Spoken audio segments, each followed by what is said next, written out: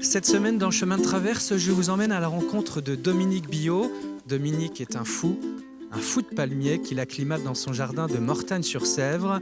Origine, culture, rusticité, vous allez en savoir plus sur cette plante fascinante, ce qui vous donnerait peut-être l'envie d'en planter chez vous. Bonjour Dominique. Bonjour Grégoire. Merci beaucoup de nous recevoir dans ton jardin ici, à Mortagne-sur-Sèvre. C'est un plaisir. Alors, au départ, tu y installes un palmier et c'est un peu plus tard que la passion pour cette plante étonnante est arrivée. Voilà, j'ai d'abord planté un palmier en 90 comme élément du jardin, tout simplement. Pendant 5 ans, c'est resté comme ça. Et d'un seul coup, j'ai eu un déclic en achetant des graines de palmier. Et je me suis posé la question de savoir comment les semer, comment les faire germer. Et là, j'ai pris contact avec l'association des fous de palmiers, qui m'a gentiment renseigné et qui m'a donné envie d'en savoir plus sur cette plante. Alors voilà pourquoi Dominique est un fou. Fou de palmier, c'est une association qui existe depuis de nombreuses années, une association nationale qui regroupe des passionnés comme toi de palmiers. Le palmier, c'est une plante un peu symbole des tropiques. C'est ça, c'est d'abord ça, le symbole des tropiques, le symbole des vacances, du voyage, et puis des origines de l'homme aussi, parce qu'à la base, l'homme habitait sous les tropiques, donc c'est peut-être la première plante qu'il a vue au-dessus de lui et qu'il a appréciée. C'est une plante effectivement préhistorique. Ce n'est pas un arbre, ce serait plutôt à comparer avec une herbe arborescente. Voilà, oui, plutôt. Alors, il faut savoir que dans cette grande famille de palmiers, on a quasiment 3000 espèces, oui, mais une soixantaine pourrait résister jusqu'à un peu près moins 5 degrés. Voilà.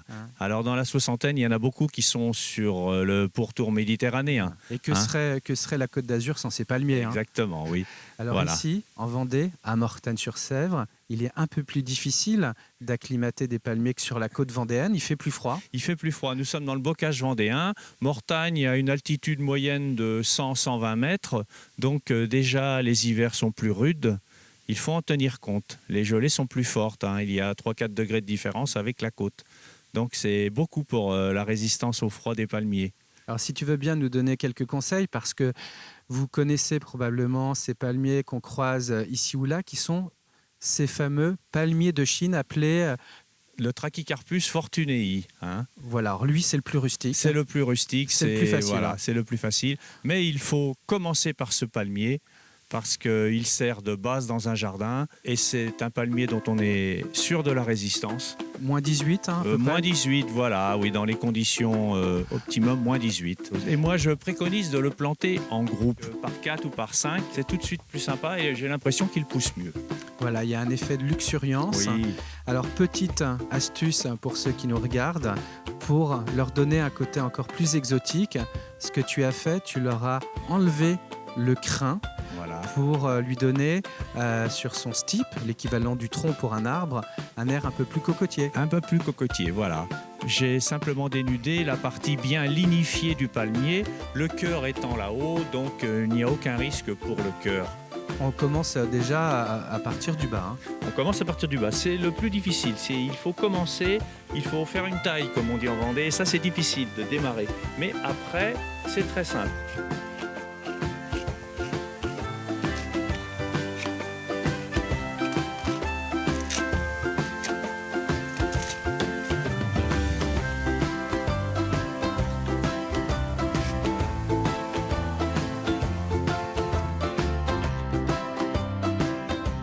Ces Trachycarpus, on l'a dit, ils viennent de Chine, mais parfois de l'Inde du Nord, voilà, en tout cas de l'Himalaya. De l'Himalaya, de la Chine, leur aire de répartition est assez vaste. Voilà, donc les plus faciles à cultiver, ce sont ceux-là.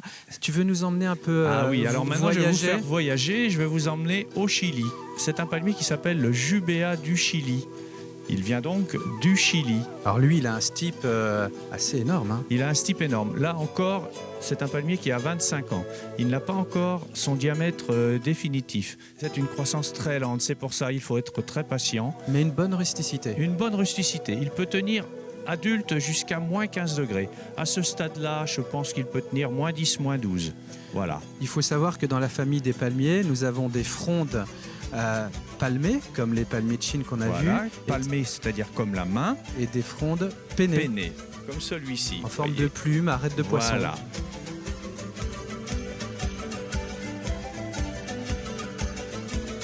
Je vois un autre palmier derrière qui, lui, a des origines plutôt américaines. Alors, c'est un palmier qui vient d'Amérique du Nord, mais de la région de Californie. Il s'appelle le Washingtonia filifera. C'est un palmier que j'ai semé en 2004. Croissance rapide. C'est un palmier de croissance rapide une fois adulte. Là, on ne peut pas le considérer encore comme adulte. Et il me fait une couronne d'une quinzaine de palmes dans la saison. Comme tous les palmiers, il préfère avoir de l'eau pour pousser.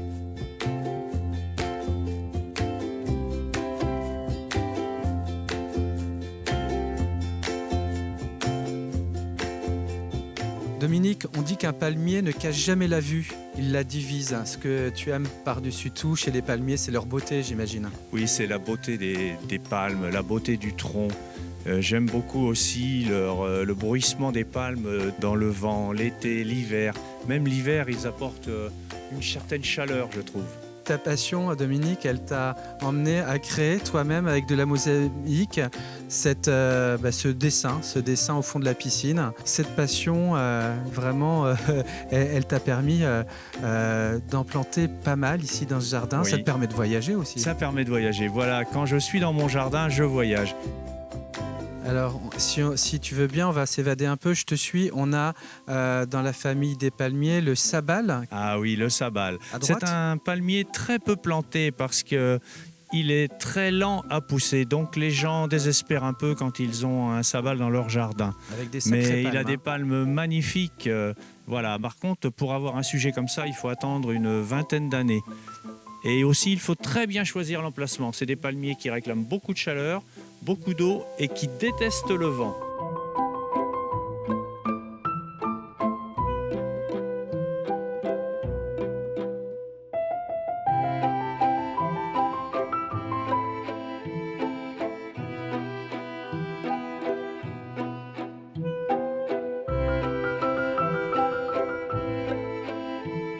Alors, dans mon jardin, Grégoire, je cultive 8 espèces de palmiers et maintenant je vais t'emmener en Californie. Nous allons voir le Brahea armata qui, lui, a des palmes très bleutées.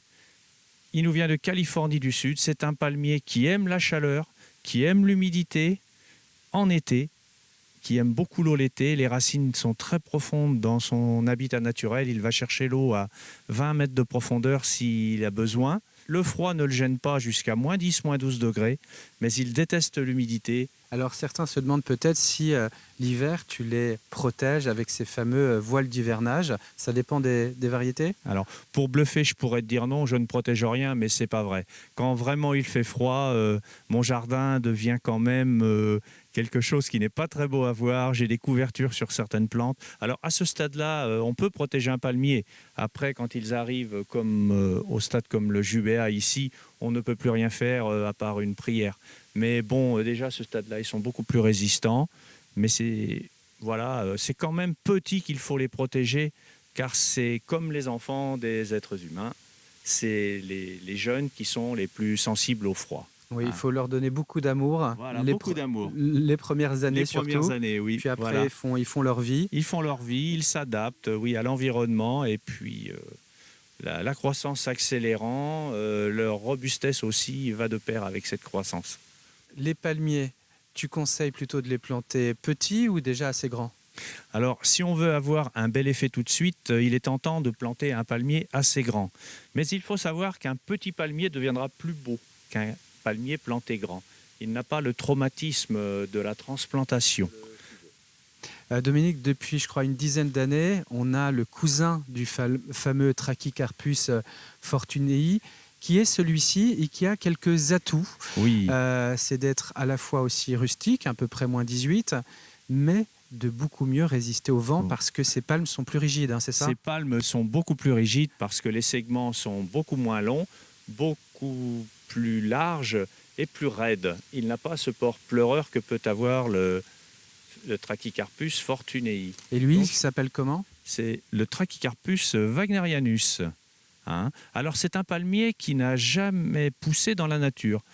Il paraîtrait que des jardiniers japonais l'ont sélectionné pour la petitesse de ses palmes et de fil en aiguille ont arrivé à faire pousser cette variété de Trachycarpus. C'est quasiment un palmier bonsaï, Voilà. très joli, tout petit. Il est très beau tout petit.